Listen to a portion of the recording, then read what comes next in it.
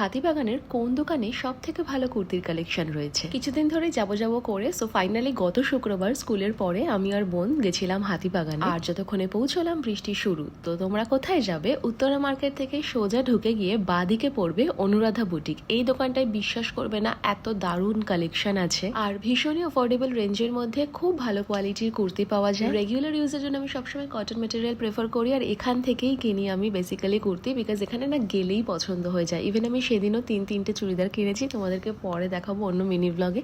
তারপর টুকটা কানে দুল কিনলাম, দেন আমি আর বোন চা খেলাম। সন্ধেবেলা তো হয়েই গেছিলো, মাথাটাও ব্যথা করছিল, তাই ভাবলাম চাটা খেয়ে নেওয়া যাক। আর যারা না জানো, হাতিবাগানে কিন্তু 30 টাকা করে ভীষণ সুন্দর সুন্দর ইয়াররিংস পাওয়া যায়, জাস্ট খুঁজে দেখতে হবে।